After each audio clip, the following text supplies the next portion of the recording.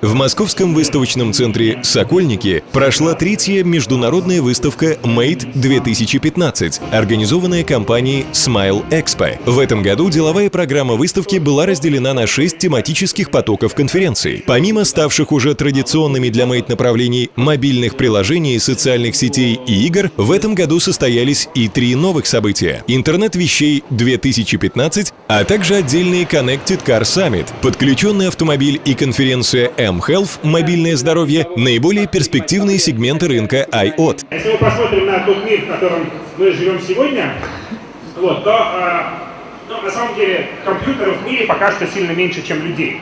Да, их много, телефонов тоже, если считать компьютеры плюс обычные телефоны, покрытие электронными устройствами достаточно хорошее, но не все так хорошо.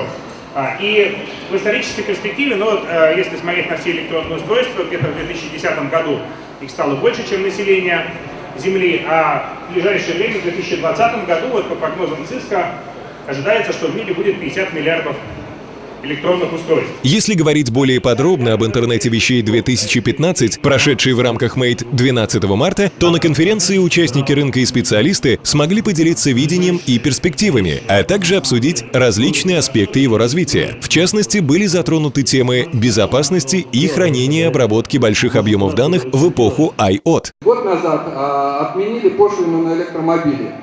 И их организации могли завозить только платя НДС 18%. И это какой-то вызвало, небольшой, такой всплеск. Плюс к этому сделали еще бесплатные парковки в Москве. Если кто-то не знает, в Москве для электромобилей все парковки везде в центре, они бесплатные. В рамках Connected Car Summit 13 марта такие компании, как Яндекс, Cisco, Ремота и другие, поделились своим опытом и экспертизой в данной области, обсудив различные проблемы, связанные с юридическими и технологическими ограничениями на рынке. Что касается конференции mHealth или «Мобильное здоровье», то на ней были подняты следующие вопросы: куда движется рынок, что появилось на нем нового, какие тенденции характерны для этого быстро растущего рынка в России. На них попытались ответить представители Mail.ru, Intel, Соцмедика, Adidas, T-Nano, Virtual Fitness и других компаний. Посетители выставки смогли также ознакомиться и с различными носимыми устройствами, гаджетами, веб-разработками в области мобильной медицины. Так, сейчас у меня в руках очки дополненной реальности Maverio BT200. Это уникальное устройство, которое не имеет аналогов на рынке на сегодняшний день. Это устройство единственное полностью прозрачное, бинокулярное, которое полностью позволяет раскрыть приложение дополненной реальности. В целом, экспонатами тематических выставок Mate 2015 стали более 50 отраслевых компаний.